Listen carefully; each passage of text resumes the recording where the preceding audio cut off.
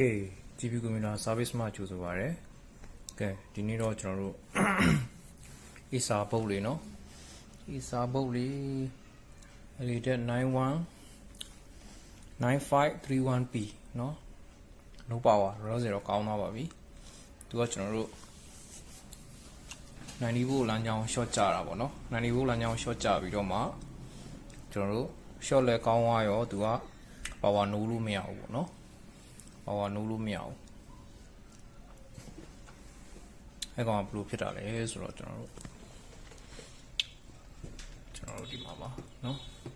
PQ 300နှစ်ကကျွန်တော်တို့ဝင်လမ်းကြောင်းပေါ့နော်အဲ့ကောင်လေး short သွားတယ်အဲ့ကောင်လေးလမ်း short သွားပြီးတော့မှကျွန်တော်တို့ဘယ်ကိုရောက်သွားလဲဆိုတော့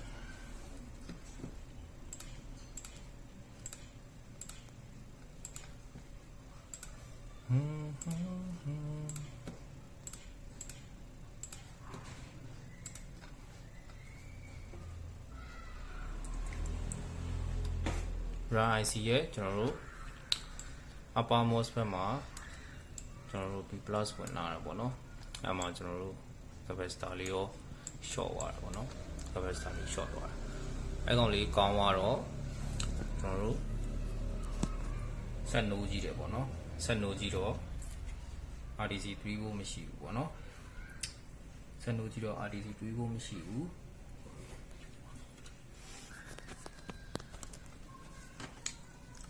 RTC 3 volt မရှိတော့ဘယ်လိုလုပ်တယ်လဲဆိုတော့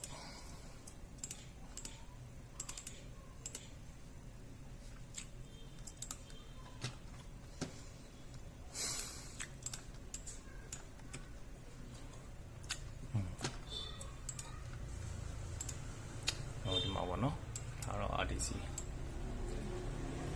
ဒီကောင်လေးကကျွန်တော်တို့ BK ကြာနေပါတော့ပြတ်တာတော့မပြတ်ဘူးတိုင်အောင်နှလုံးကတစ်လုံးက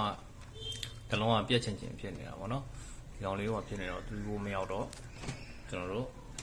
ဆက်နိုးလို့မရဘူးပေါ့နော်ဆိုတော့အဲ့ဒါလေးကတော့ဒါပါပဲတော့fine တော့ပါပြီကားလည်းငြိမ်ပါပြီ okay အားလုံးကျေးဇူးတင်ပါတယ်